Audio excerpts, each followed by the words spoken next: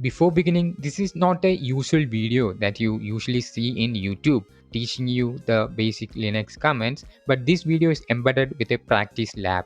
So I think it is essential for a practice lab for everyone watching my video to experience. So this video is going to teach you some of the basic Linux commands, and if you know those commands, then you can just go in the description and check for the practice lab. And at the end of this video, I'm also teaching you how you can interact with this practice lab. Okay, so first let's start with some of the basic Linux commands. Like let's enter ls, which is used to list the files. Like when I enter ls in a Linux environment, I can list the files. These are the files that is available in my current directory. So to open the terminal, you have to click here. Here is the terminal in Linux that you have to click to open this. You can also press the Ctrl Alt T in your keyboard to open the terminal. Control Alt T, okay, to open the terminal like this. Okay, so if you want to zoom the terminal, then you can just press a Control Shift plus like this. So you can zoom out using Control minus only without Shift. By pressing Control Shift plus, you can just zoom in. Okay, if you want to zoom out, Control minus without Shift. Okay, so these are some of the basic common knowledge that most people does have, but if you are a beginner, you don't have this knowledge, so I have to tell you that also. Okay, so by entering the ls command, we can list the files, right? So usually in terms of Windows, you interact with the Windows using the graphical user interface. Like if you want to open an application, like you are interacting like in the graphical user interface, which is what you're seeing right now. If I want to open the music directory, I have to double click and open like this. If I want to open the downloads directory, I have to double click and open. If I want to open the documents directory, I have to right click and double click and open, right? So but in terms of Linux, you have to learn the terminal commands. So that is why the terminal is here in the Linux. Okay, in the terminal, you can just enter the pwd command to list your current working directory. It's the print working directory. So you can see I am currently in the home kali. So these are the files in this home kali. By entering ls, you can see these are the files that is available in this home kali directory. In Windows, what you will do is like you can just open the folder, and this is the location. By clicking here, you can see the current location of where you are and the files in it. This is the graphical user interface that you're seeing. But in Linux, you have to learn, that is highly mandatory to learn the terminal. Okay, so this is the files available in this particular directory, and this is also that you are seeing here, right? So we are only focusing on the terminal from now onwards. Okay, so this is how the graphical user interface looks like, and the command line interface is this, right? So I hope it's clear. So now you learn two commands: pwd to know your current working directory, ls to list the files. To view the hidden files, you have a command called the ls-la to list the hidden files. In Linux, hidden files usually start with the dot. If a file name starts with a dot, it is hidden in Linux. So that is something you should keep in mind. So these are some of the hidden files in my current working directory, which is in the home kali, right? So yeah, I hope that's clear about viewing the hidden directories. Like you can just hidden files and directories, you can just enter the ls-la command like this, right? So you can see this is an hidden directory. So in directory, you can call it as a folder.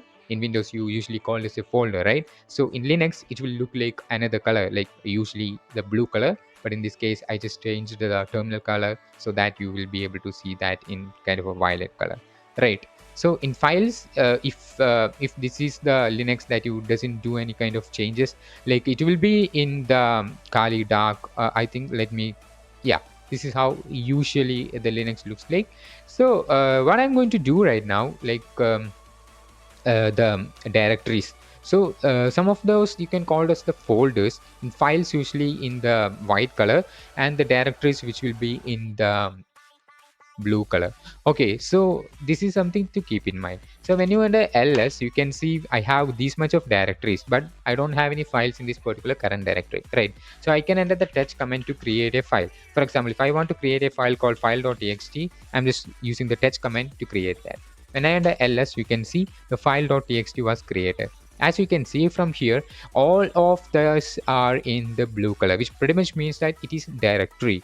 So it is kind of a folder. You have to move to that particular folder to list the contents inside that particular folder. But in this case, I just used the touch command to create a file, and this name of the file that I created here is the file.txt. and you will be able to see that file.txt from here, which is in the white color. So that is to keep in mind. So usually the color of the files should be in the white, right? And the directories color should be in the blue. Okay, so you can also issue the ls minus la or l if you use the ls minus l, which will list with permissions. So these are some of the permissions of the files which you are going to learn in the upcoming videos. So now we are just looking onto the files only. This is some of the permissions, and this is the owner in this owner on this particular directory. We can call this as directory in Linux, you can call as folder, or whatever you like to call. But as I mentioned before, like the color, right? So blue colors are directories and white colors are the files. You can also confirm if you change the color, if something happens. You can't verify everything using the color only. You can look at the permissions by listing the command like ls minus l to list the permissions. You will be able to see the d in front of the permission. Like this is some of the permissions of the file, and if a permission starts with the d, that pretty much means that it is a directory. So you can see all of these starts with the d, right? So that pretty much means that this is a directory. But this is a file.txt, which is a file which does not have a d, right? So that is what it means, that it is not a directory, it is a file. Okay, so this is how you can confirm if it is a directory or a file. Okay, so if the permission has d in front of it, that means that it is a directory, which means you have to, if you can't view that file, right? If I you can see this is the file.txt that I created. I'm just using the mouse pad. In Windows we have the notepad, right? In Kali Linux you have the mouse pad. So by entering mousepad file.txt, I'm able to open that using the mousepad. So this is the file.txt file that we created right now. So I'm just adding some contents like subscribe. Okay, so what I'm going to do is I'm just saving using Ctrl S as usual in Windows also. Ctrl S to save this file. So now if I want to view this file, I can use the command cat to view this file. Right, so cat file.txt will reveal the contents of the file.txt file. Right, so the content is subscribe. Don't forget the subscribe button, guys. So other than that, we also have some other directories, right? So these are some of the directories which you can't use the cat command on it. But if you try to use the cat commands, like let me use the cat command on documents, you can see an error called it is a directory, right? So cat is like the documents is a directory. Directory means that it's kind of a folder. You have to move to that particular folder to list the contents. You can only cat into a file. So you can only use the cat command into a file to view that particular file. If it is a directory, you can just move into that directory using the cd command. Cd is for the change directory. You can just move to the documents folder using cd space documents. You are now in the documents folder. When you enter pwd here, now it is changed to home Kali documents. Now you are in the home Kali documents directory, right? When you enter ls, you can list. There is nothing here. But when you enter ls minus la, you can see some of the hidden files, which is usual in most of the directories which contain .dot and .dot as some hidden files. You don't have to worry about that. So this is how you can basically do that. So you can also create a file using the touch command. Like you can just create a file called cybrag. So once I enter ls, I can see cybrag is here. So you can just cat this out like cat cybrag, but there is nothing written. That means the cybrag file is empty. There is no content in it, right? So if you want to add the content, you can just use the mousepad as I used before. Mousepad is like in Linux, you have in Kali Linux, you have the mousepad like as an alternative for the Windows notepad. You can call it as like that. So yeah, mousepad cybrag. We'll open that, and you can just add contents like 1, 2, 3, 4 or something like that. Control S to save. I'm just closing that. Now when I cat that, you can see this is the. I hope these are some of the comments that you should be familiar with. So I hope these are some of the comments that you are okay with it. So let me clarify all those things that you learned right now. Like I'm not deep dive into these comments. Like I'm not going to explain a lot of comments and making you confused with it. So I explained some of the basic comments only, and you have to know the comments that you learned in this entire video. So this video is not like the videos that you usually watch in YouTube, but this is something that I would like to make it different. Like what you learned in this video, right? You learned some of the comments. Like I will clarify once more. Like, may I know what is the purpose of PWD? It's your time to think. So what is actually the purpose of PWD? You can call it the print working directory? I'm just giving you some of the time. Take your time and answer in your mind. The purpose of pwd command. If you skip this video, if you skip any part of this video, then you won't remember that. But if it doesn't skip, then you will remember that. I hope you catch that. If not, don't worry. So pwd is for printing the working directory, which is your current location. I'm now in home Kali documents directory. So that is what you are seeing here. Okay. So if you catch that already, then it's okay. If you don't catch that, take a note and pen and just note some of the comments. Okay, you can just write pwd hyphen its print working directory to know your current location. You can just write that in your note. Okay, so you are in home Kali documents, right? If you want to move back, the command is cd space dot dot. Like cd space dot dot will make you move back one directory back. Now when I enter pwd, you can see now I'm in home Kali. Before that, I'm in home Kali documents. If I want to move one directory back, I can use the cd dot dot. Take a note and note it. Like cd space dot dot will move you one back directory, right? You can issue the command like cd space dot dot slash dot dot slash, which makes you two directory back. Like that, you can just use this any amount of time that you actually want to go back. Like when I do this, now I'm just in the root directory, which is the slash. Okay, so if you want to move to the previous directory, you can just issue cd space hyphen, which makes you move to the previous directory, which is in home Kali. Basically, I'm in home Kali, so I just use the dot dot slash, which means I have to move two directories back. So now after moving to two directories back, I'm in the root directory, which is slash. Okay, so after that, I use the cd my space hyphen. This pretty much means that you will move to your previous directory. So before moving, I'm in home Kali, right? So that is why I'm in home Kali. I will show you one more example.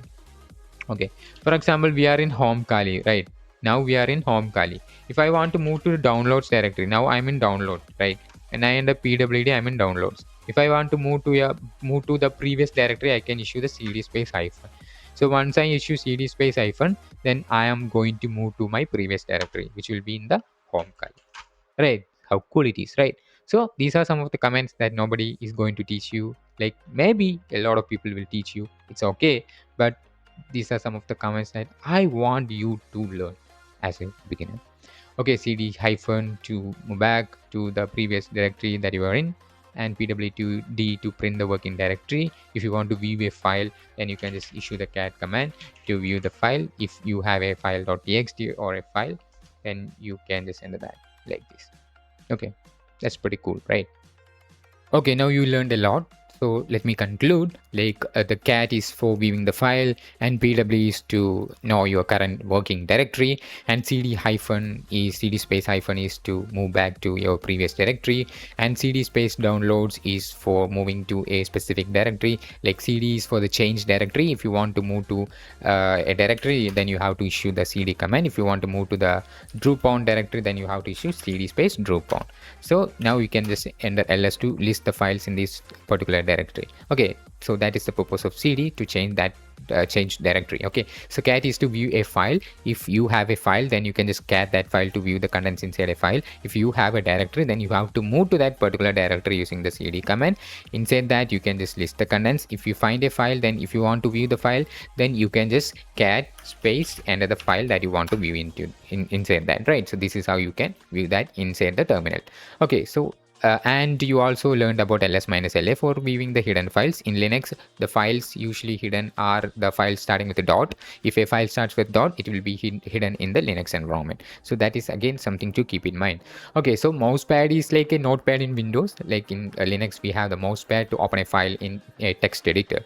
Okay, so I hope that's clear. So the ls-l is for listing with the permission, but ls-la will list with the permissions, and which also shows you the hidden files, while the ls-l only lists with the permissions like this. right? But if you include a in it, then you will be able to see the hidden files also. Okay, so that is something to keep in mind. Okay, so the d in the permissions, so this is the permissions of the file. So if it includes d at the beginning, then it means that it is a directory. Okay, if there is nothing d like if it is hyphen at the beginning, then it pretty much means it's a file, right? This is a file, right? So if it is a directory, it will start with the d in it. Okay, so that's cool, right? So I hope it's clear. So this is pretty much about it, guys, in this video. So the practical task that I'm going to give it to you in this particular video is you have to open your browser and move to cyberark. Okay, in cyberark.com I've been providing you the challenge task. Okay, so you can just open up your browser and move to the cyberark.com. So in cyberark.com you can also see some of these things if you want to practice. If you want a Udemy course that I'm providing, if you want, then you can just click here to access.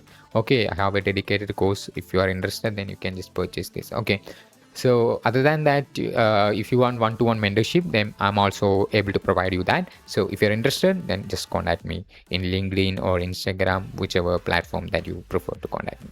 Okay, so in the cyberark.com you have the option for the challenges. Okay, so in the challenges you can just click here and you have some of the hints like hint 1, hint 2, hint 3. So you have to find the flag in it. Like you can just enter the ls command to list the files in it. The aim of you is to find the flag. Now you learn some of the basic Linux commands, and these are some of the hints that I'm giving it to you to view the flag.